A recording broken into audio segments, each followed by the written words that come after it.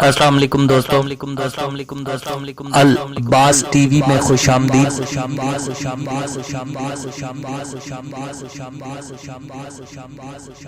نصرانی عالم نے حیران ہو کر حضرت امام باقر علیہ السلام سے ایک اور سوال پوچھا، مجھے ایسے دو مولودوں کے بارے میں بتائیں جو ایک ہی دن پیدا ہوئے اور ایک ہی دن دنیا سے رخصت ہوئے، لیکن وفات کے وقت ایک کی عمر 50 سال تھی اور دوسرے کی عمر 150 سال۔ امام باقر علیہ السلام بڑے پرسکون انداز میں فرمایا، وہ عزیر اور عزیرہ تھے، اور جب ان کی عمر 25 برس تک پہنچی تو عزیر گدھے پر سوار ہوا، انطاکیہ کی بستی سے گزرے اور دیکھا کہ بستی مکمل طور پر ویران ہو چکی ہے۔ کہنے لگے، خداوند متعال اس بستی کو نابودی کے بعد کیوں کر زندہ کرے گا؟ اس کے باوجود کہ خداوند متعال نے ان کو منتخب کیا تھا اور ان کو ہدایت عطا کی تھی، لیکن جب انہوں نے اس لب و لہجے میں بات کی تو خداوند متعال ان پر غضبناک ہوا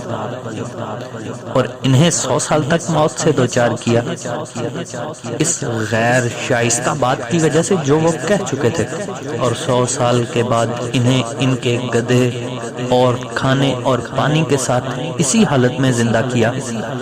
بس عزیرہ کے پاس پلٹ گئے، لیکن عزیرہ اپنے بھائی کو نہ پہچان سکے، لیکن عزیر ان کے گھر میں مہمان کے طور پر ٹھہرے۔ عزیر کے فرزند اور ان کے فرزندوں کے فرزند ان کے پاس آتے تھے جبکہ وہ خود 25 سالہ نوجوان تھے۔ عزیر عزیرہ اور ان کے فرزندوں کو یاد کرتے اور ان کے بعض واقعات بیان کرتے تھے اور کہتے تھے کہ وہ اس وقت بوڑھے ہو چکے ہیں۔ عزیرہ جو 125 سالہ بزرگ تھے، انہوں نے کہا، میں نے آج تک کوئی 25 سالہ نوجوان نہیں دیکھا جو میرے اور میرے بھائی عزیر کے درمیان گزرے ہوئے حالات اور واقعات کی نسبت مجھ سے زیادہ آگاہ ہو۔ اے مرد، بتاؤ تم آسمانی مخلوق ہو یا زمینی؟ حضرت عزیر نے کہا، اے عزیرہ، میں عزیر ہوں اور خدا مجھ پر غضبناک ہوا اور میری ناہموار بات کی وجہ سے مجھے 100 سال تک موت سے ہمکنار کیا